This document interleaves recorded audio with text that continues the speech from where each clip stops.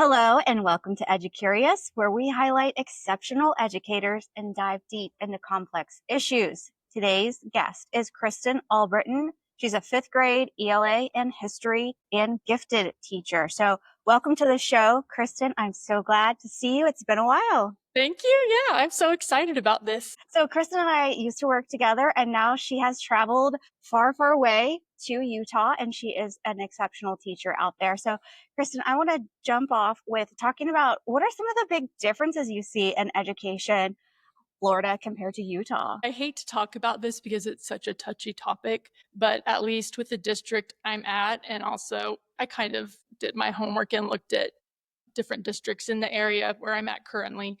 I'm in the Salt Lake area in Utah, but the pay is significantly higher in Utah. So that's for me one of the biggest differences. The other is class size is a little bigger here. As far as trainings with the district and whatnot, they are very good about giving you a stipend for everything you do. Any trainings you go to, anytime you volunteer to stay after school for certain events, a lot of times there's stipends attached to that. So I do feel like my time is valued. Students are students, parents are parents. That's kind of been the same. Everybody wants the best for their child, and most children are at school to learn. I mean, Florida's a great state, Utah's a great state, and they're pretty similar in a lot of ways. So, walk us through your educational journey. You have had different teaching experiences, different locations. Sort of start at the beginning when you were fresh out of college and you were right in the classroom. My first job was at actually at a private school. I was there a year and then I jumped over to a magnet school. I was at a magnet school in Winter Haven for 12 years. Loved it. It was fantastic. And then from there, I moved to charter school Bach, which was also amazing. And then now I'm at this gifted program in Utah. I'm about to enter year 25 education for me. And I do feel extremely fortunate that I've been at really good schools, basically the entire length of my educational career. And I've worked under really amazing administrators. Lots of great schools, lots of great coworkers, students, administrators. So I feel really fortunate in that regard. So, in your 25 years of teaching, what are some things that have stood the test of time that are just pillars that you constantly go to for like your methodology or your technique or your classroom management? What are the things that have just been great over the whole gamut? For me, it's being genuine. I think it's really hard to fake liking children if you don't like children, if you're not a people person. And kids can suss out pretty quickly when someone's not being genuine. They know if you don't really care for them or if, they feel like you don't really like them. And so that's been a big one with me is making that connection with kids. It doesn't matter what the age is. They all want to feel that you care about them and that they have value in their classroom. Storytelling. I know that might sound strange, but at my heart, I'm a history teacher and history is stories. So I like telling stories and the kids seem to like hearing my stories. I get that from parents a lot. They come home and tell us what you told them. They share your stories with us. I'm pretty fortunate that with this new job, I'm able to combine reading with history. So we did a lot of novel studies this year, and that's basically how I taught history was through different novels. But kids, they love to read and they love to be read to. It doesn't matter like what the age is. I did a lot of every single day this year. I carved out time after lunch to read to them, and they loved it. Being genuine, caring about them, sharing stories. So, gifted, I am recently fascinated by the diversity of the kids on the margins in gifted as one of the groups. Yeah. So, tell me a little bit about your experience with facilitating the gifted learner. Within gifted, there are those different ability levels. I had students reading from upper middle school levels all the way to when they tested, I had some students that were reading like a freshman level in college. So even within that, that gifted label, you've got kids of varying abilities. A lot of them have different interests. And so the big thing is kind of tapping into those abilities and then tapping into those interests and then allowing them to develop those further and share those. The other thing is finding material that is appropriate for them on their maturity level, because obviously a 10-year-old should not be reading freshman college material. Like that's too much for them to process. So that was a bit of a challenge. It's basically just that, tapping into their interests, letting them shine. You said the word challenge. What other challenges have you experienced in your tenure in education? I would say overall with kids, it's been social media, like the rise of social media and kids being able to swipe every 2 minutes on something and their attention span seemingly decreasing. That's been a big one. Technology in the classroom has also been a big change. I went from using like the transparency sheets, rolling in the TV on the cart, and mostly it being paper pencil when I first started, and books, and then maybe going to a computer lab once a week, to now they have this device in their hands every day, all day. And that, finding that balance between sticking them in front of technology and then not having it be paper, pencil, book, that has been challenging. They want that. Instant gratification. Yeah, capture their attention, and I tried to find books that were relevant to the topic that we were studying. One novel we did was Refugee by Alan Gratz, but it shares the different periods of time, but it shares the story of a little Jewish boy who's trying to immigrate with his family to Cuba during the Holocaust. And then the second story is a little girl in the 90s trying to get from Cuba to Florida to flee Castro. And then the third story was a little boy, Mahmoud, who's trying to flee with his family. He's trying to get up into Germany. So more modern, but it shares these different stories. And then in the end, they all kind of intertwine. But the kids, I mean, they love that. I had kids in the class who, some of them were descended from immigrants that have come from Asia and other parts of the world. So they could resonate with that. So, I know that you've stuck out in many of the kids' minds. I will see kids and they'll ask, "How's Miss Albritton? What is she up to?" And you are a fan favorite. So, in your growing up time, in your childhood, what are some educators that stuck out to you, and what did they do that really impacted your educational journey?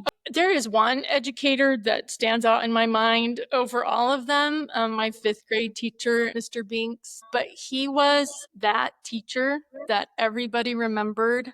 He made learning really, really fun. And obviously, this was back in the 80s, but he actually had a point system set up where if you were doing all of your work and you were making good grades and your behavior was on target, you would rack up all these points, and then he would take you on these amazing field trips on the weekend. There was an end of year field trip where you camped out at Hoover Dam in Las Vegas, but he was the one for me that just really made me love school. And he did silly things like teaching us the verbs. He did this little dance and then he'd go, and do this little leg kick. So I still remember that, but he stands out overall. If you ask me who's my favorite teacher ever, it's Mr. Binks, just because he made learning fun and he made it rewarding. And then as I got into high school, it really, for me, was my language arts and my history teachers, which those are my two strengths. But it was teachers that were able to make a connection with me, that I felt like cared about me and took an interest in me. What advice do you have to college age students who are thinking about education as a career to help them prepare for this endeavor? I think 100% you should go into, if you're elementary ed, it's because you love working with young kids, right?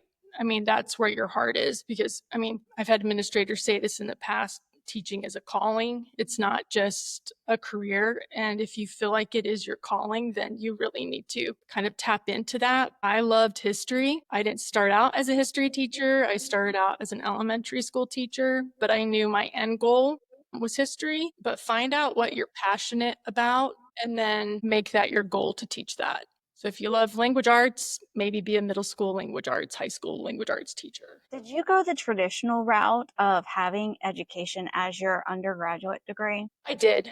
Yeah. I've got a bachelor's in elementary ed. Yeah. And talk about the internship aspect of that, how that played a role. I went to Warner, which at Warner University now, but Warner Southern at the time. And I saved the school I wanted to teach at one day as my internship school, because we had to do practicums. We couldn't do practicum internship at the same school. But I knew Brigham Academy in Winter Haven, that was the school I wanted to end up teaching at. So I saved my internship for that school because you kind of get your foot in the door and you get to know the administrator and teachers there. But I interned in second grade, had a wonderful experience. I loved it. It was during testing season, which in Florida, is can get a little bit tense.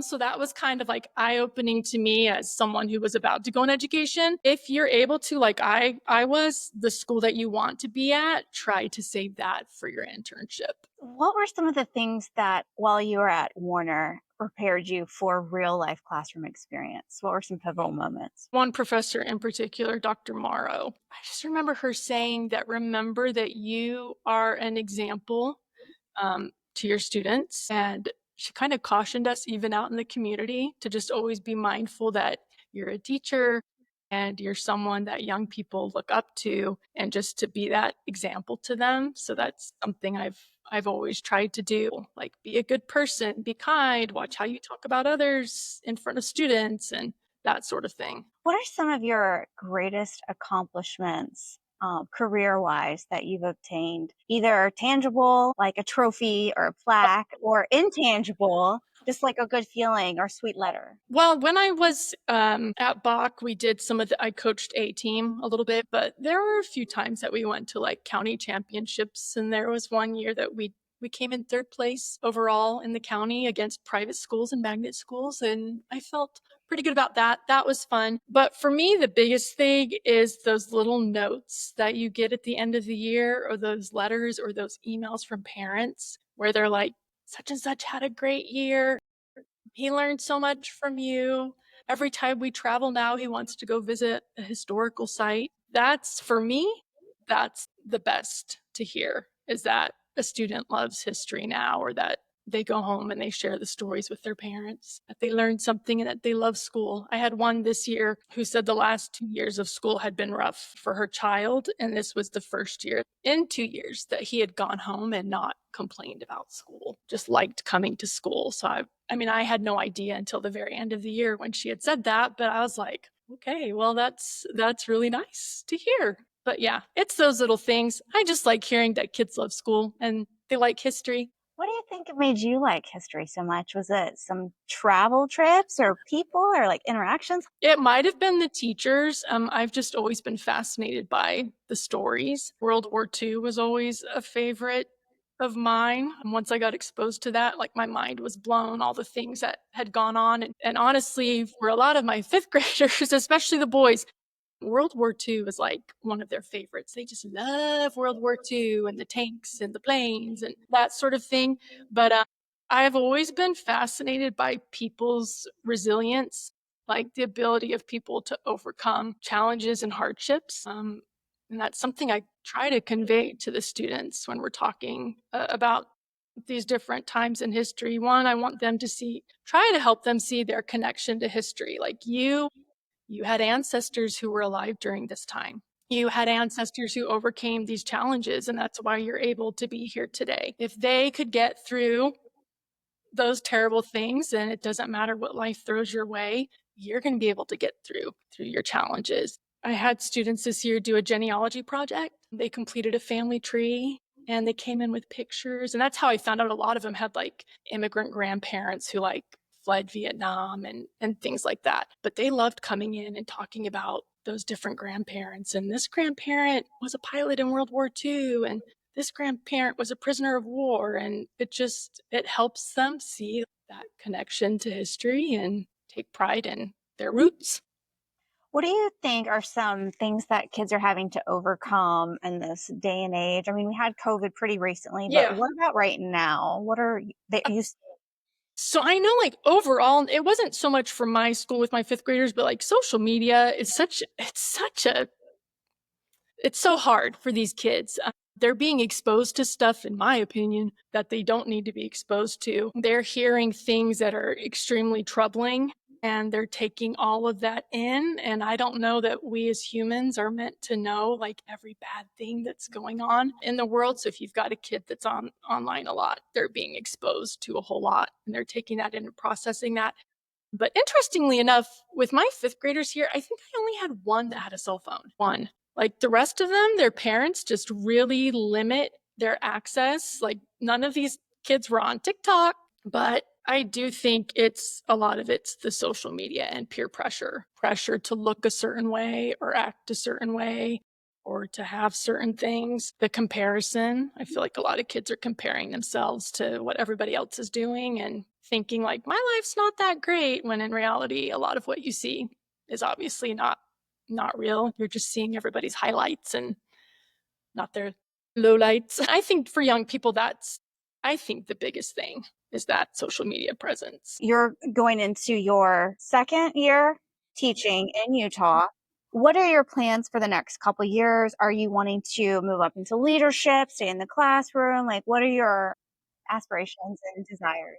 I am one of those people who I genuinely enjoy being in the classroom. This is my 25th year. I've not sought to go into admin. I like being in the classroom and I like connecting with kids. My plan is to stay in the gifted program. My plan is to retire from the school that I'm at. I'm very happy at the school. The kids and the parents and administrator is great. I did do a training this summer, gifted training, where they talked about Socratic method and having Socratic seminars. And so that's something I really want to hit pretty heavily this year is more discussions in class and teaching kids to share their opinions respectfully. What do you think is important to creating a great school culture? What's important to the educators from like what do you need out of your administrators and out of your peers? Consistency, high expectations, and then you need to have follow through. If you say you're going to do it, you need to do it. So like my administrator this year,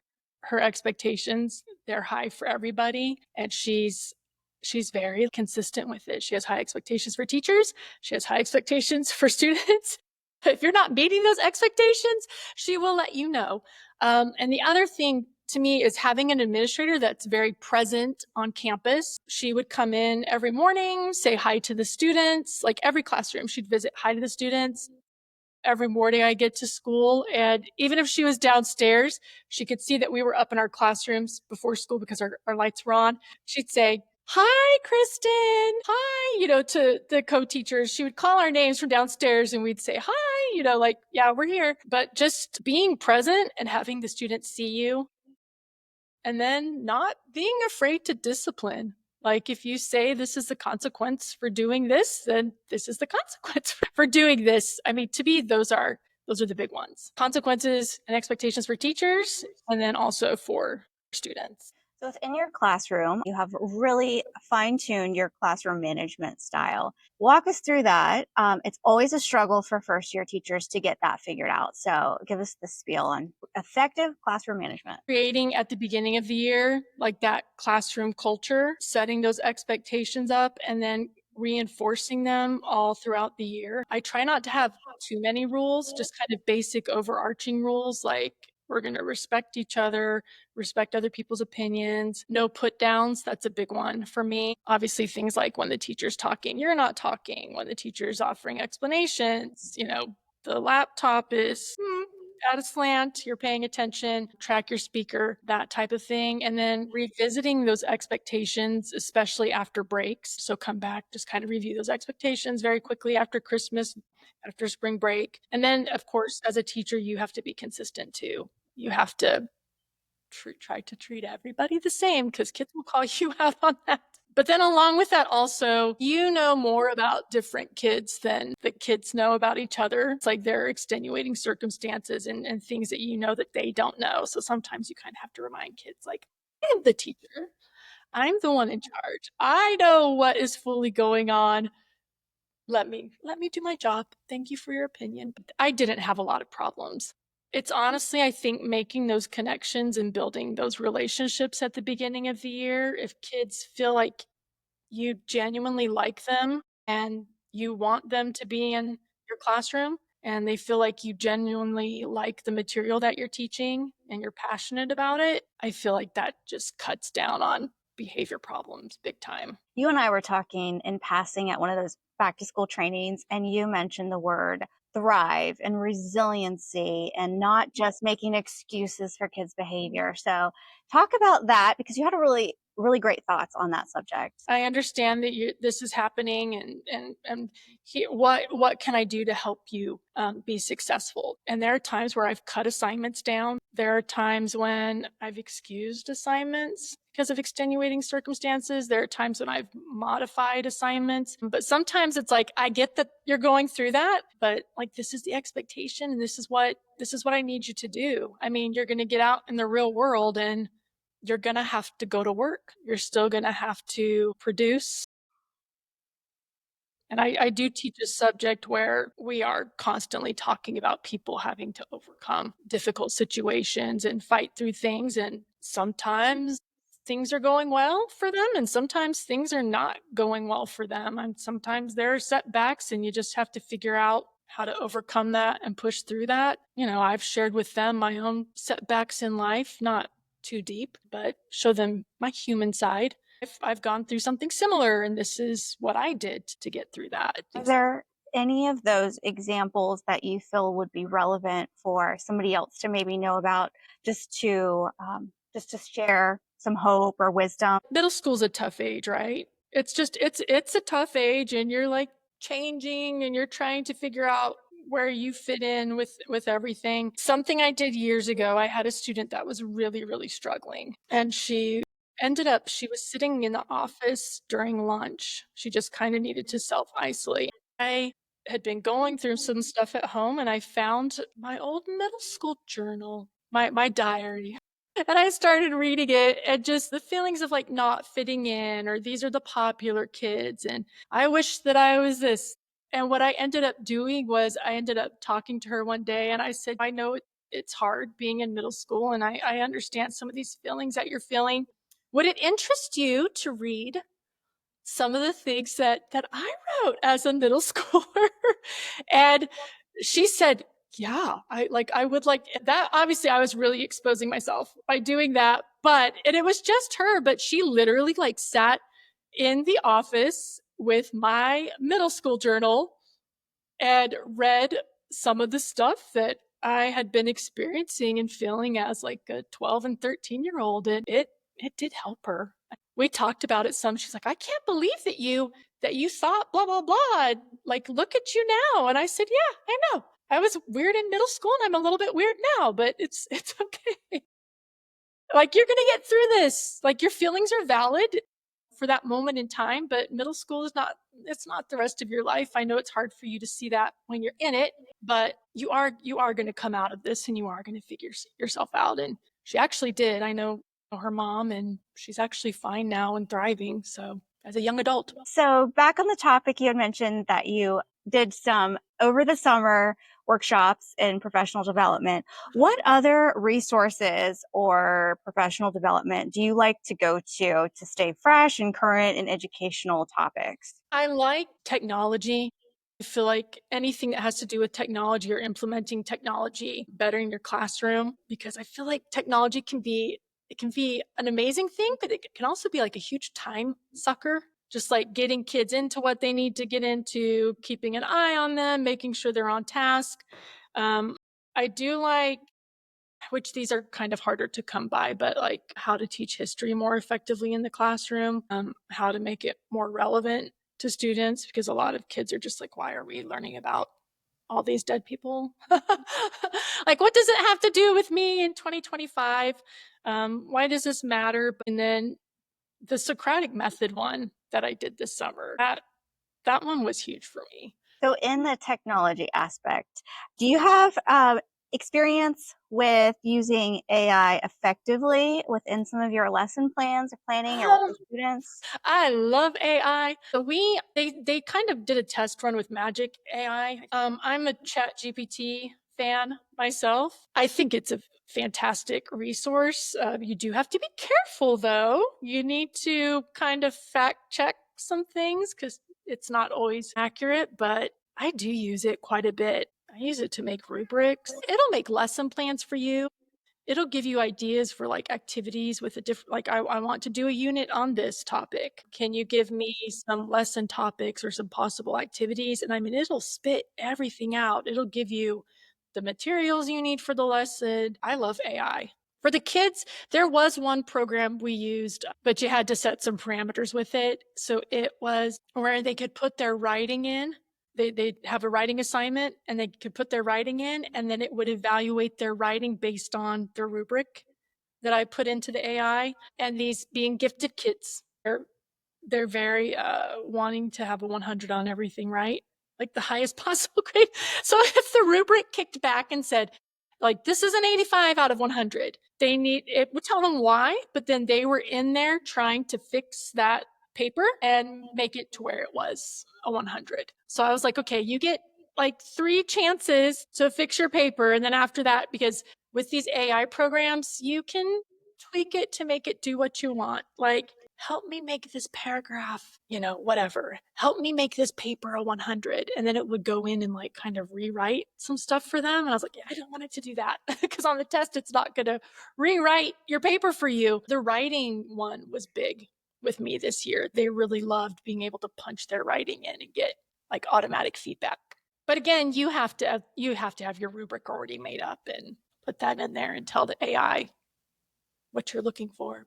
I would just take whatever my state or district wanted for the writing. Like, this is what they're looking for on the state test, and here's what they're writing a paper on. And can you create me a rubric based on the state is looking for? Speaking of testing, what are your tips and wisdom on getting kids test ready? Utah is not a high stakes testing state. There is no money attached to testing. And let me tell you, it makes a world of difference as far as like stress on the kids and stress on the teachers. And I mean, you look at Utah's test scores and it does not seem to have like negatively impacted them. Like, their test scores for students are actually really good. Testing was so different this year. For me, coming from a high stakes testing state, and my administrator actually came from Texas. So she also came from a high stakes testing state. Florida and Texas are very similar in that regard. I was just like so blown away by how positive the testing experience was this year. During testing, we kind of walked around, and if they were on task doing what they're supposed to be doing, we gave them these little tickets. And then after the test, when everybody was finished and time was called, they could get a little treat or a snack because they had maintained focus during the test. It was all just like positive. We did not have to go the whole length of the test time. Once the last student was finished testing, we were able to call time. It was so different. Granted, I'm at an elementary school and different grade levels are testing. Everyone's kind of carrying on with their day. It was so different. I even had a student come late one day, and he just got his tardy pass from the office and came right into the classroom. And I like had a heart attack. I was like, oh my gosh, this child just came into the classroom and we're already in testing. And I like texted someone and they were like, it's cool, just get him into his test. And I was just like, this is so different. So different. Like, I get why Florida is the way it is. I do. And Texas is the way it is. Like, it is high stakes, but yeah, like, it was a whole different testing experience this year. Um, yeah, it had me a little bit worried at first, but getting them ready, I just make sure, like, and I know Florida's the same way. Like, they've got all the practice tests. They tell you on the state websites the practice tests you can do with the kids. So I jumped into that, looked at the new rubric. We put up the different writing examples that the state had given. Like, this is what a paper that gets a 6 looks like. This is what a paper that gets a 5 looks like. And I actually like gave them copies of some of these papers, and I had them go through with highlighters and highlight, like, look, they have a thesis sentence, they have a conclusion sentence, they have transition words. So we kind of like really went through and the fine tooth comb and looked at, this is what you need to do to have a 6. Just finding out what they want on the test and then making sure the kids know how to do that. Like, I did not spend the year teaching a test. I just taught them material, and then close to test time, we reviewed a couple of things like the week before, and then fingers crossed, let them do their thing. Do you have any closing thoughts or topics that you would like to discuss that we did not cover yet that you could throw out there to other educators? Like with me coming out here, like don't be afraid to make a move. Like don't be afraid to make the jump. I think a lot of people feel like they need to just be in this one place and, change is hard, but if you feel like you're needing a change, don't be afraid to make that change. I don't have any regrets. And I probably should preface it like I did not just up and move to Utah, like from Florida. That would be a huge change, right? Like I spent my childhood in Utah. I have family in Utah. My daughter's out here, and I had been traveling to Utah a lot before I made this decision. So I don't know that I would say just up and pick a random state and then like go there. Don't be afraid to make a change. Do your homework. I did do my homework before I did this, and I did find out fortunately that Utah had signed a multi-state compact with Florida where they gave full reciprocity with your teaching certificate. But it was very easy for me to transfer my teaching certificate out here. Do you think that would be helpful for other states to adopt similar a reciprocity? Yes, because I don't understand why they make it so hard for you to do that. Because at one point, like honestly, I'd been looking at Texas, and when I looked at Texas, it's like they wanted me to take all their state tests, and it's like I'd been teaching for over 20 years, you know. So like when I found out all of that, I was like, that's kind of a like that's a deterrent for me if I have to jump through all these hoops again to go teach in your state after I've been teaching for over 20 years. And then I see that Utah had done that. But yeah, to me, if you want teachers, to me, you're going to make it easier to transfer teaching licenses. I had my teaching certificate here before I even had a job. Like I was like, if I'm going to do this, I'm going to get all my ducks in a row.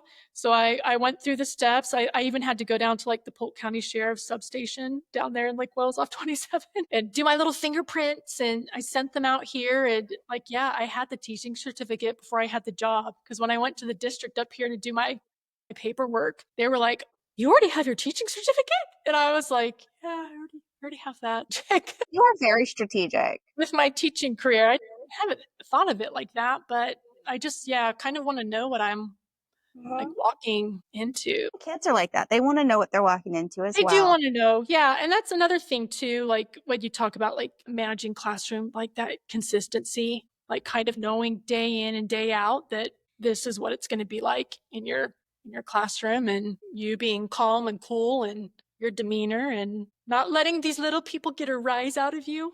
You've shared so many great thoughts. I appreciate your time. So thanks for being on the show. Thank you so much. It was fun. So whether you're a teacher, a parent, or just EduCurious, join the community as we explore various educational topics and learn from each other. We'll see you next time.